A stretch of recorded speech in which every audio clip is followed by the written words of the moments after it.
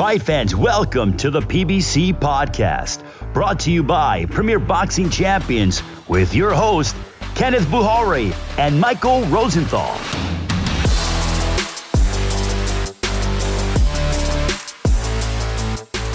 Welcome everyone to the PBC podcast. I'm Kenneth Buhari. And I'm Michael Rosenthal, editor of USA Today's Boxing Junkie.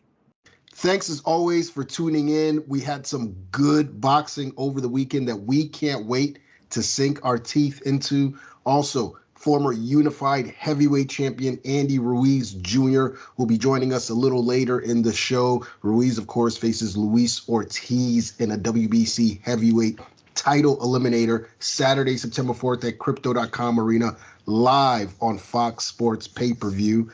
And it's mythical matchups this week on Toe to Toe. I'm sure you guys are going to love this one. But first, we had a big announcement this week. The return of Adrien "the Problem" Broner. Broner, the 4-division champion, takes on former lightweight champ Omar Figueroa in a 140-pound matchup Saturday, August 20th on Showtime from the Seminole Hard Rock in Hollywood, Florida. Mike, your thoughts on the matchup? Well, the matchup makes sense because both guys are in the same place in their careers. They're older guys hoping to resurrect what they once had, if you will. I think it's an interesting pairing from that standpoint. Yeah, I love it too. I honestly, I feel like this is the fight we don't realize that we need, but we do just because I suspect that the action is going to be great. How important is this fight for each guy? If there ever was a do-or-die matchup for both fighters, this is it. The winner obviously takes a step in the right direction. The loser, I don't know how he can come back from that, particularly if it's a clear loss. Broner hasn't had a big win in like 5 or 6 years. A loss here would be just devastating. Figueroa last had a big win I think in 2019 when he outpointed John Molina. But I didn't think he looked good at all in his last fight, in which he was stopped by Abel Ramos in May of last year. He has to prove that that was some sort of aberration or he might be finished. So both guys in this fight are going to be really, really motivated to perform.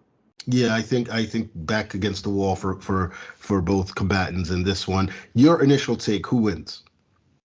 So I'm basing this mostly on how Figueroa looked in that last fight. Plus, Broner has a little momentum with a victory over Giovanni Santiago in his last fight, although that was like a year and a half ago.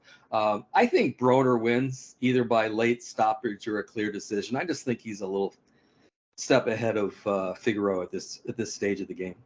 Yeah, I think the fight being at super lightweight bodes well for Broner. I think that means he's taking his training seriously. Figueroa throws a lot of punches. Broner typically doesn't, but Broner's a really good counter puncher. I don't know how it's going to go. I think Broner's going to have to hurt Figueroa, but I also believe that he can. So I lean toward Broner for now, but that may change later. All right, we'll be dissecting that matchup and the entire card a little more in the coming weeks. So for now, let's kick things off with the week in review. Last Saturday, Premier Boxing Champions presented a card that had a little bit of everything. The rising prospect that was match tough. Two young hungry fighters coming off a loss, battling as if their careers depended on it. And then, of course, capped off by the main event, a battle of unbeatens. In the end, Vargas became a 2-division world champion, rising from a 9th round knockdown to lift the WBC featherweight title from Mark Magsayo via split decision in what was an excellent tactical battle. Mike, 2 cards had it 115, 112 for Vargas, and the third scored it 114, 113 for Magsayo. What were your thoughts on the decision? 2 judges got it right, which is the important thing. The right guy had his hand raised in the end. As you said, they both scored it 8 rounds to 4 for Vargas, which is the scores that you mentioned. I actually had it 9 rounds to 3 for Vargas. It couldn't have been more clear to me that Vargas won that fight. I think the third judge he basically gave both guys 6 rounds. I think he needs to go back to scoring school. That was pretty awful. But the most important thing is the right guy won the fight. Yeah, I agree with you. I didn't score the fight, I just watched it, and based on what I was saying, I thought that Vargas won. I did think Magsayo made it sort of close there after the knockdown, and he appeared to have some momentum, but Vargas took it back, in round 11, and I thought was the close but clear winner. Did the fight play out as you expected? Yes, more or less. I thought going in that Vargas was the better boxer and would use his height and reach to frustrate Magsayo, which is what we saw on Saturday. So kudos to his team on the game plan, and kudos to Vargas for executing it well. Yeah, that's pretty much what I envisioned. Yeah, I thought Vargas would be even more dominant than he was, but nevertheless, it sort of went how I figured. Except Magsayo showed a better beard than I expected. What did you think of Vargas's performance? Well, I agree with you.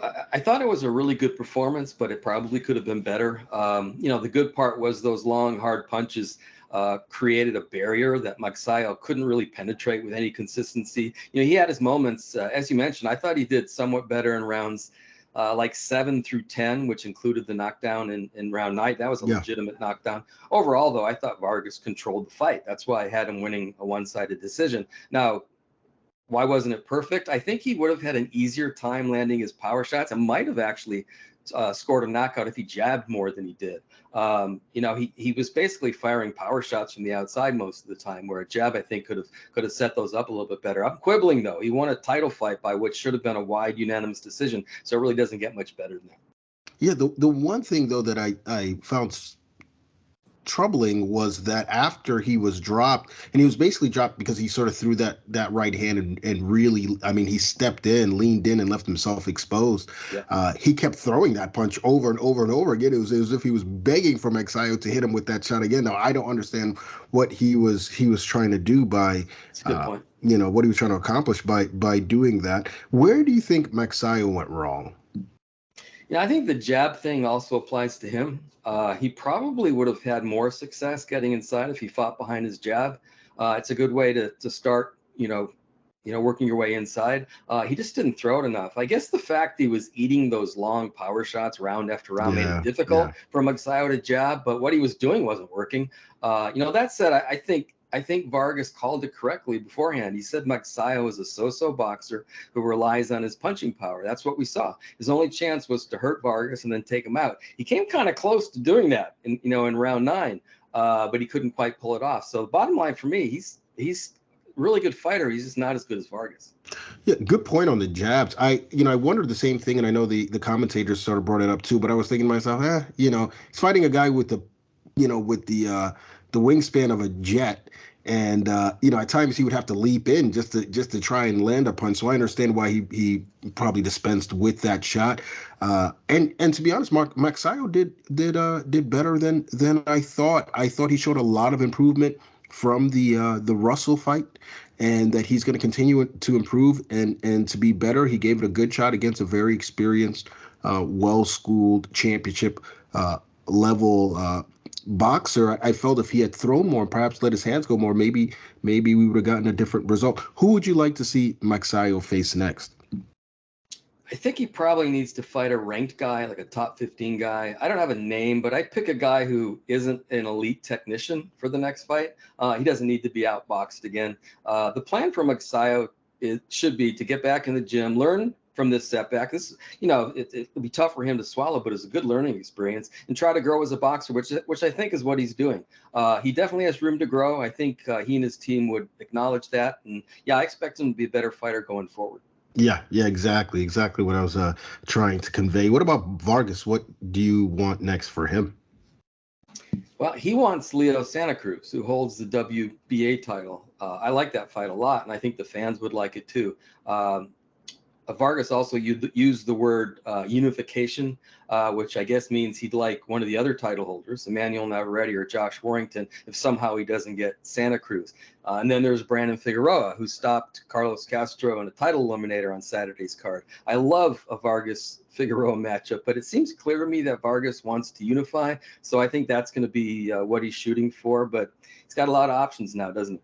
Yeah, he certainly does, and a really fun division.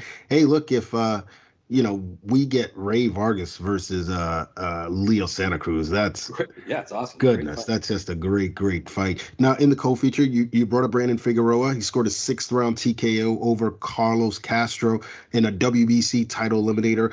What were your thoughts first on the fight itself? I thought it was a good fight while it lasted, which is no surprise because Figueroa is always fun to watch. Castro's a good, tough boxer, which he demonstrated in a close loss to Luis Neri. And then again, for much of the fight on Saturday, I thought Figueroa is just too relentless, too powerful, too good. He's just got all those things. He's just too good. Yeah, and I was surprised. I thought Castro would stay on the outside mode, but really, can you do that against Brandon Figueroa? Can anyone do that against Brandon Figueroa? Figueroa, obviously the former super bantamweight champion, moved up to 126 after suffering the first loss of his career. What did you make of his featherweight debut? Well, first, I want to say that Figueroa, in my opinion, should give up on the idea of becoming more of a boxer. The only times Castro had success is when Figueroa took his foot off the gas and boxed a little bit. Figueroa is a pressure fighter. He's a high-volume puncher. That's who he is, and that's when he's at his best. Also, when you put a guy down, as Figueroa did in round 3, don't throw 8 million punches if it becomes clear that the guy isn't ready to go. That could have led to a disaster. Brent Figueroa acknowledged afterward that did make him tired, and sometimes it could make you so tired that you could end up getting stopped yourself.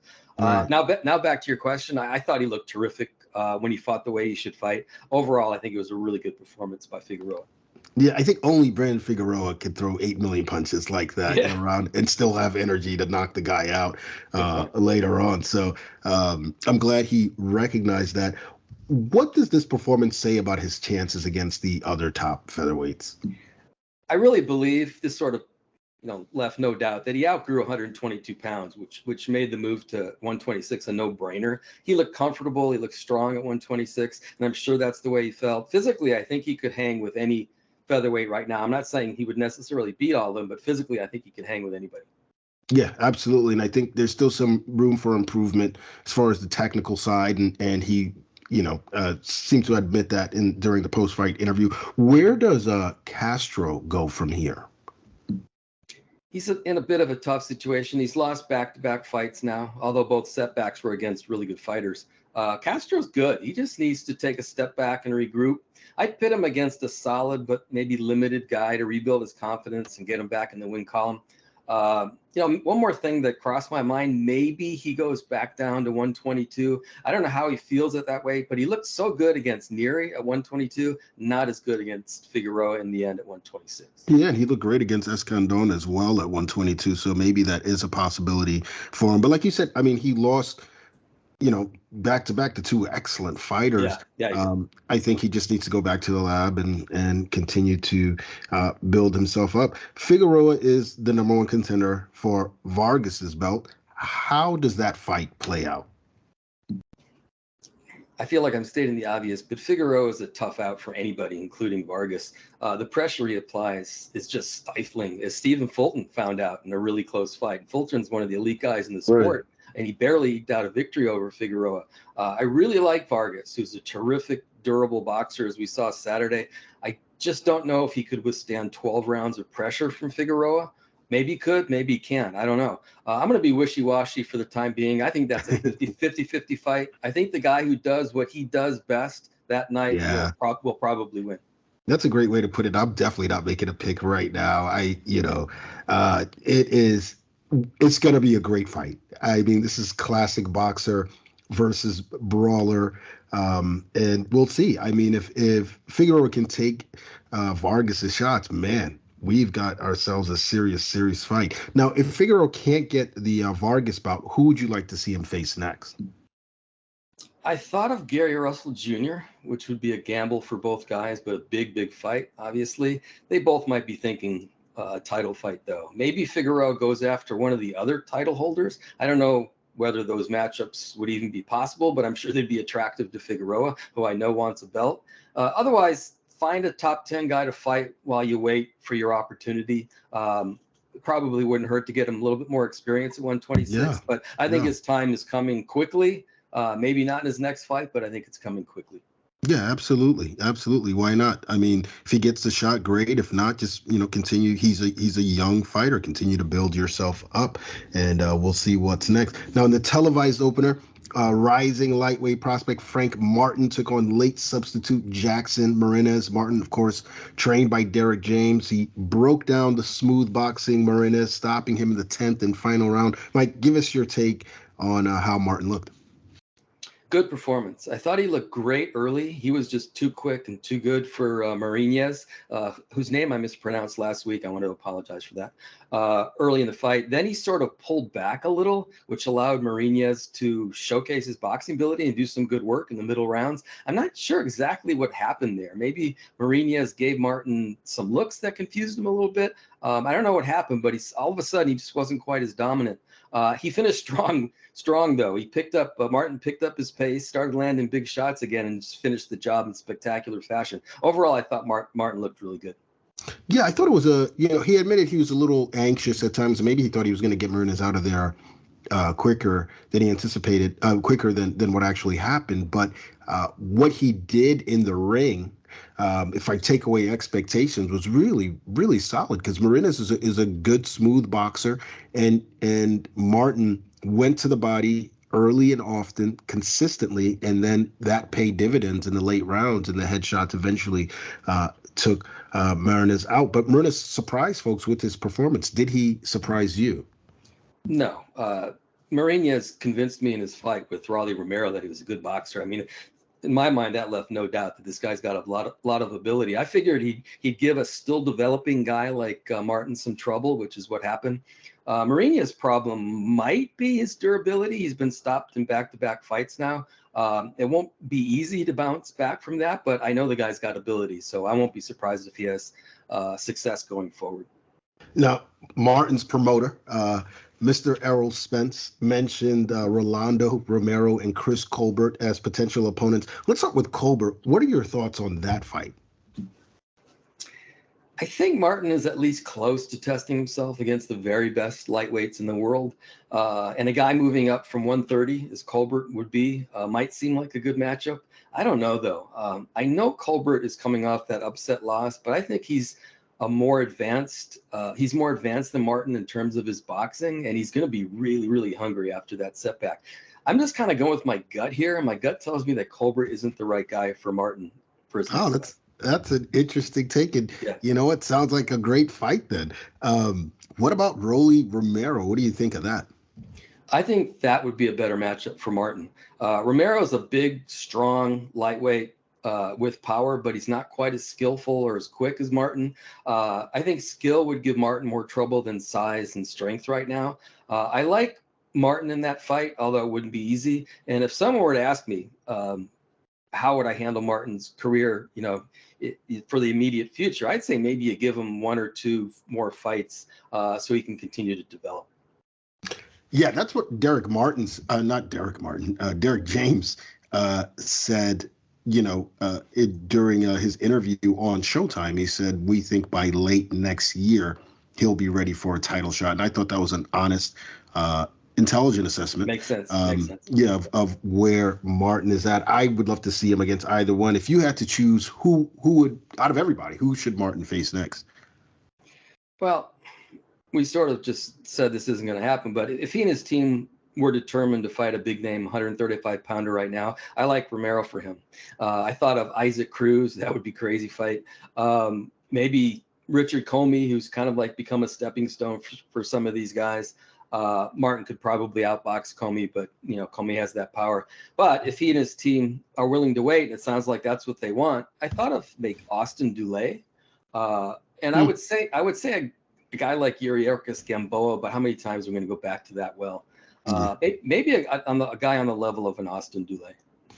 That's interesting. Yeah, I mean, I think that there's still time while he's waiting for the big fights. Hey, look, if he can get Romero or Colbert in the ring, great. And, if not, just continue to develop. Now, after our picks last week, Mike and I remained tied in the prediction league, 29 wins, 6 losses, 1 draw. And it's time to bring in our guest this week, the former unified heavyweight champion. He takes on Luis Ortiz Saturday, September 4th at Crypto.com Arena in Los Angeles, live on Fox Sports pay-per-view. The Destroyer, Andy Ruiz Jr. Andy, first things first, how has camp been? You look like you're in great shape. How do you feel? I feel good, man. I feel motivated for this fight. And, I know King Kong's ready to throw bombs, and I'm not picking an easy fight here. So, Luis Ortiz is a dangerous fighter. He's an awkward fighter, but we're preparing really well for this fight, and we're excited. Now, you're trained by Alfredo Osuna now. Can you tell us more about your relationship with him? So Alfredo, I known him for quite a while, for a lot of different years, and I've been wanting to bring him along, but through the different trainers that I had, I thought it wasn't time yet until I created my own little gym, my own little privacy here, where I needed someone that knows the experience of fighting lefties and all that. And he's been fighting, training. One of the top fighters that beat Lomachenko, and I thought he would be a good guy to be on my team. What led you to make the switch from Eddie Reynoso to Osuna? Just the different styles, and I have him. He's more convenient because he has 100% time for me. I think every fighter needs a one-on-one coach and always being on them instead of worrying about different other fighters. So I feel for this fight it was really important, and I feel I needed him 100%. Training me and through camp, through outside of camp, and we're always together, so we're always working on different styles and all that. But the most important thing is that he's available when I need him. What about the camp itself? What's been different? What's been like working with him? The camp's been a lot different from before because I got all my team. I got the conditioning. I got the boxing coach. I have other fighters as well that, looking up to me and me, trying to create this team by helping other fighters as well, my fighters. But I feel us all working together, it creates a nice bond where we're all motivated. We all want the same thing. We're all working hard to get to our dreams. You just said your fighters. Are you talking about you possibly promoting fighters or just guys you work with? Yeah, fighters that you can say that they're mine, and we're working, and they should be fighting at my card as well too. That's great news. And congratulations to you. We've seen the training videos. You look good. People have been commenting on, Andy's lost weight and so forth. Is the weight loss, something you concentrate on, or is it just a byproduct of just the training?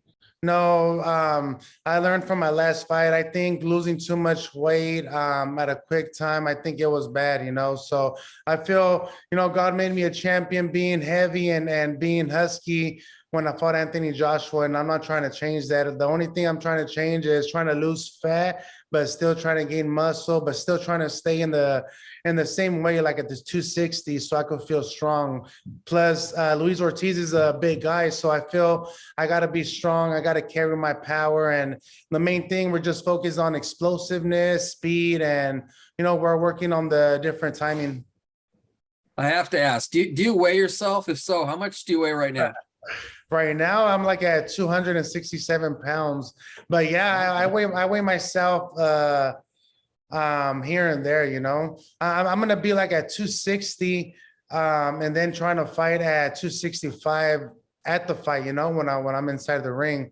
But right now, the weight is not an issue. The losing weight is not an issue. I think the main thing is having conditioning, having power, and being explosiveness for this fight. People in general have difficulty making lifestyle changes. Has that been difficult for you to control the weight? Actually, not no more, since I have my own gym. I have my own facility, especially my team. And, I had to make a decision as well, like, what do I want to do? Do I want to, after I fight, do I want to continue to train and keep my weight, there, or gain weight and then having to lose it right away? And, it takes a toll on your body. So now I'm focused. And as long as I have my gym and all that, I'll be able to control the weight and staying busy as well, because I have a lot to improve. And, since my long layoff, I'm ready to have more fights, this year. I'm ready to get it on with everybody. Now, we last saw you May 2021. You outpointed Chris Arreola. Give us your thoughts on your performance that night.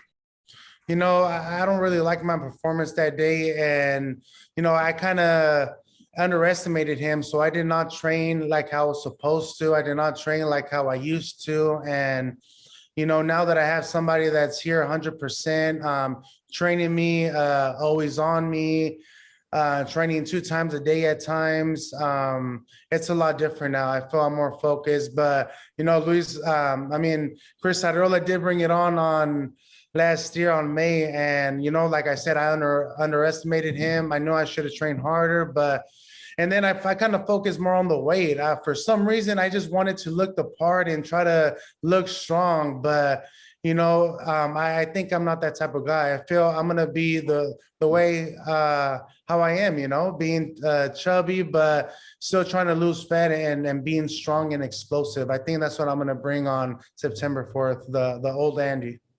Well, you talk about September 4th. You got Luis Ortiz. Give us your thoughts on him as a fighter.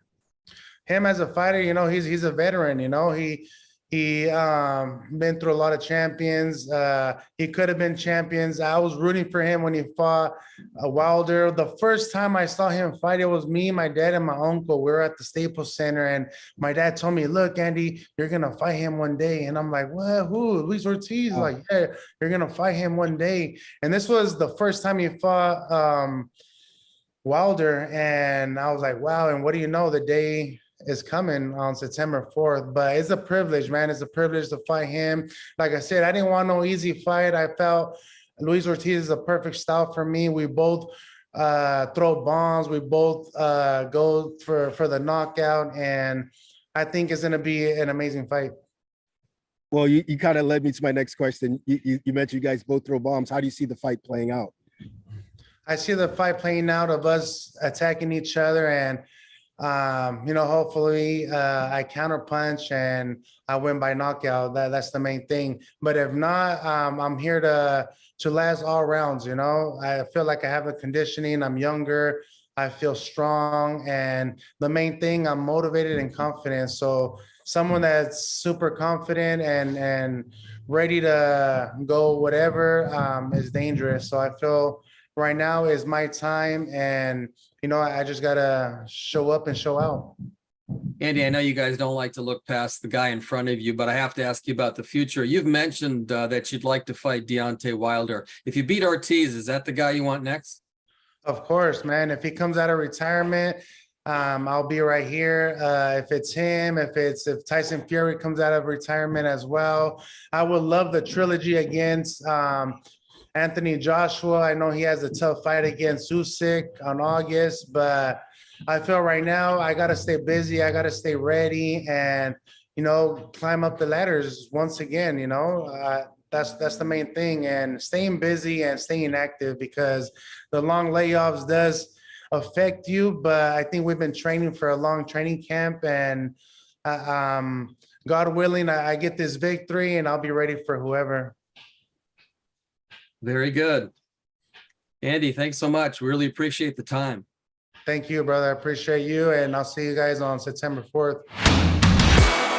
It's time for Mike and I to go toe to toe. This week, we've got mythical matchups, 3 of them to be exact. Guys, we'd love to hear what you think of our picks and our breakdowns, whether you you think it's garbage, or you think it's great. Let's start off with our first mythical matchup, a heavyweight battle between two giants, Lennox Lewis versus Tyson Fury. Mike, who wins and why? Real quick, I just wanted to preface this with a short comment. Ken chose the three matchups we're going to discuss, and he did a good job. When I saw the list, my first thought was, damn, these are all 50-50 fights. You could make arguments for both guys, which is how it should be in an exercise like this, but it just wasn't easy to make final decisions.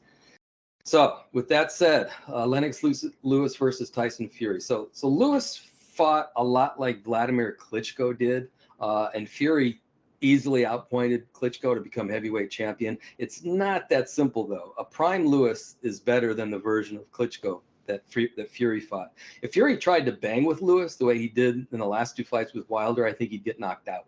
Lewis didn't punch as hard as Wilder. I'm not sure anybody has, but he could crack, and he was a more complete fighter than the Browns bomber. If Fury boxed Lewis the way he did against Klitschko, it would be a close fight, but I think Lewis had comparable boxing ability to Fury and a lot more power, and he had a crazy fighting spirit too. I think Lewis would score a late knockout. That's a great assessment. You brought up the Vladimir Klitschko comparison, which I hadn't thought of. I think that Fury sort of beat Klitschko before the first bell even rang. I think mentally he had that edge on Klitschko. I'm not sure that he has that. He would have that against Lennox Lewis, who's a supremely confident fighter, almost borderline arrogant. I'm of the opinion that at his peak, Lennox Lewis may have been the most difficult style matchup for almost any other heavyweight, and I think he's Tyson Fury's worst matchup at heavyweight. Guy who won't be severely undersized. He had good size on him. He was 6'5", 240. He was athletic. He could move on his feet. He had a better jab than Tyson Fury. He had significantly more power. He was as good, if not better, on the inside, and he had the better corner. I like Lewis here, and like you, I wouldn't be surprised if he stopped Fury. But man, what a buildup that would be. I would love the press conferences for that one. Oh yeah, it would be fun. You know what I thought of also? I mentioned Wilder and how I think that Lewis is a better all-around fighter than Wilder, but Wilder might, in the end, actually give Lewis more trouble than Fury. Yeah. You think about the two times that Lewis lost fights, he got knocked out by big right hands. So and this is Wilder's forte. So it's too bad we're never going to be able to see these fights. Yeah, that would have been a terrific fight. Yeah, definitely Lewis would want to rush in against Deontay Wilder. But Lewis he was such a terrific fighter, all the way around. He could. You never knew what you were going to get in the ring with him. I remember when he fought Andrew Galata, I was like, what Lennox are we getting tonight? And he just went in there and steamrolled him. In the first round. Same thing against a big guy in Michael Grant. And then you look at the Rahman rematch where he sort of boxed on the outside and then banged them out of there in the fourth round. Lennox Lewis was a really, truly great fighter. I think in some ways underappreciated. All right, let's move on to our second matchup. We go to the land of the welterweights, and these are two guys I enjoyed watching growing up. Felix Trinidad versus Shane Mosley. Mike, the floor is yours. Yeah, this was so hard. Trinidad had trouble against particularly good boxers, guys like Oscar De La Hoya and Winky Wright and Bernard Hopkins. Mosley obviously was a good boxer, but he was more of like a power boxer. He sort of had a Mexican style. Isn't that what he called himself, a power boxer? I guess so. Yeah. Yeah, I didn't make up the term, that's for sure. He had sort of like a Mexican style, having grown up in Southern California. I'm not sure that Trinidad would have had the best style for Sugar Shane. I kept thinking of what Vernon Forrest did to Mosley twice. Forrest was a big, strong welterweight who used a big right hand to outpoint Mosley in back-to-back fights. Trinidad also was a big, strong welterweight with a big right hand, but a bigger right hand than Forrest. Huge right hand. I don't know whether Trinidad would have stopped Mosley, but I think he would have had his hand raised against Shane. Yeah, man, these are who is this Mike Rosenthal? Where have you What have you done to the old Mike Rosenthal? That's a brilliant assessment. I'm not sure what to make of that assessment of me, but okay. I think you're spot on. I mean, Shane was a brilliant fighter in his prime. It just goes to show that as much as we disagree on, Lomachenko and so forth, I'm just enjoying listening to what you're saying. And plus, I agree with what you're saying. I mean, Shane was he was an athletic boxer, puncher, a power boxer, as you said. He had great physical gifts. I think if there was one flaw with Shane is that he could be hit and he didn't mind engaging in battle. And, that's why Felix Trinidad in his prime at welterweight, I think it's just a bad matchup for him. Trinidad was tall, he was rangy. He could box from the outside a little bit. He had dynamite in both fists. I remember Larry Merchant describing him as the most murderous puncher around these weight classes since Ray Robinson. Look, now Trinidad had been dropped several times at welterweight, but other than when Alberto Cortez dropped him, I think in 1994, I rarely, if ever, saw Trinidad actually hurt. I mean, he wasn't hurt. Yeah. Yeah, most of those were flash knockdowns. In fact, it took a big, strong middleweight in Bernard Hopkins to stop him. And that was when Trinidad's, father and trainer threw in the towel because you just knew Tito was still going to get up from that. I think Trinidad hit too hard for Mosley, who would find it very difficult to stay on the outside against a Tito who would be applying tremendous pressure. We saw what Vernon Forrest's size and length did to Shane, as you alluded to. And maybe Tito wasn't as good a boxer as Vernon, but he was pretty damn good in his own right before he fell in love with his power, and he possessed the same physical tools Forrest did, except with way more power. I like Trinidad by late TKO. This one. Well, we agree on that one. But I just wanted to add that Shane could have won that fight. Oh, yes. Yeah. Again, all three of these fights, I think, essentially were 50-50 fights. Shane is in the Hall of Fame for a reason. People tend to forget his career at lightweight. He was just an absolute freaking beast at lightweight. You had to see him, and I got to see him live a few times. You had to see him to realize how great he was at lightweight. Remember, he skipped junior welterweight, went straight to welterweight to fight De La Hoya. So he might have actually been at his best at 140, and we never saw it. Yeah, I agree with you. In fact, I remember,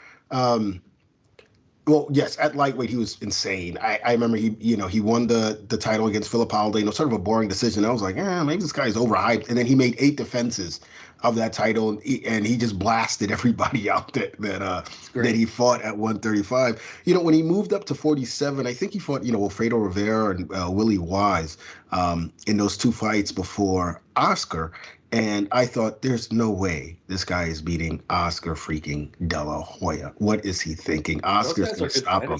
Yeah, they were good fighters. And you know what? I underestimated Shane Mosley because he put on a masterclass against Oscar in that first fight at 147. And I feel like that was Oscar at his very best. Like, that was a great performance from Oscar De La Hoya that night.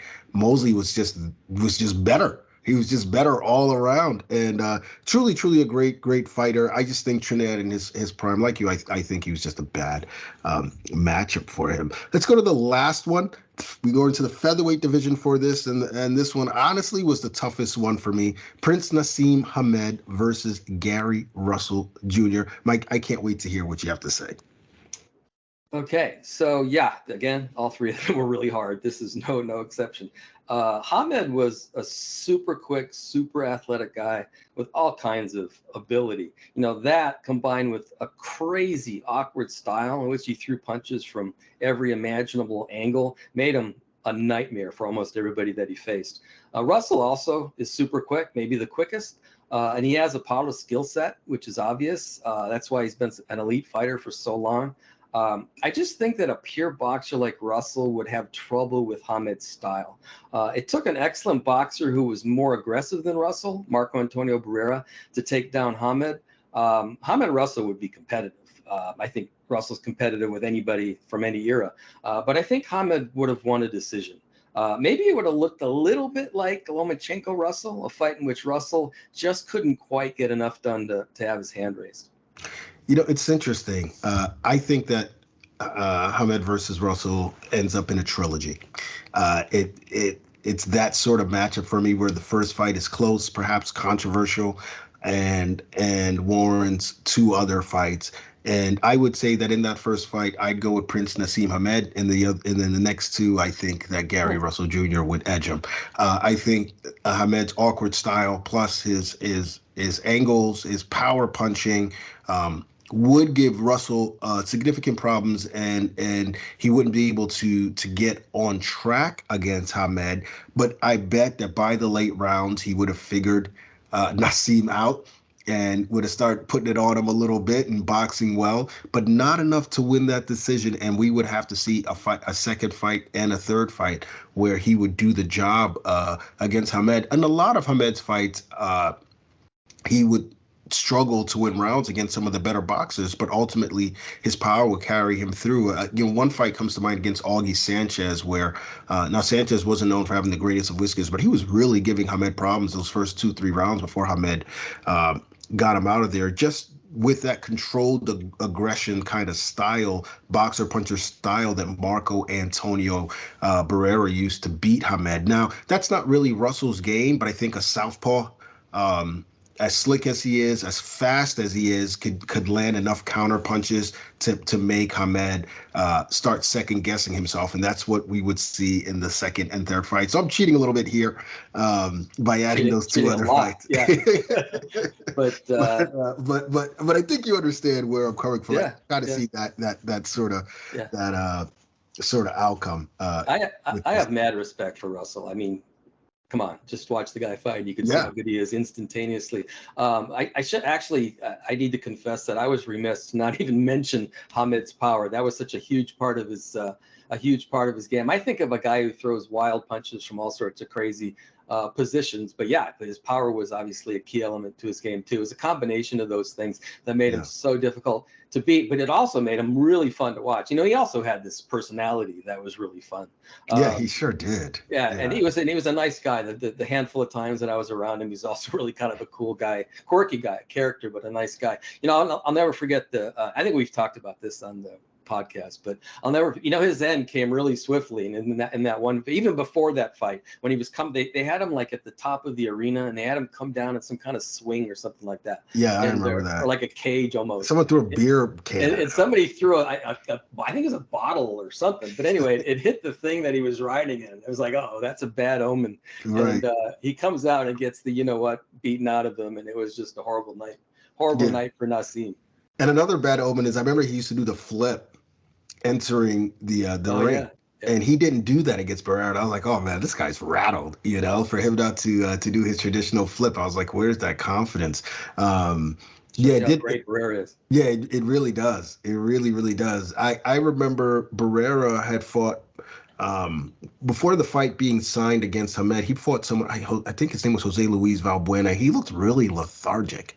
And I was like, man, this guy's going to get destroyed by Naseem. And then he had an interim fight before the Hamed fight where he fought Jesus Salud, I think was the person's name.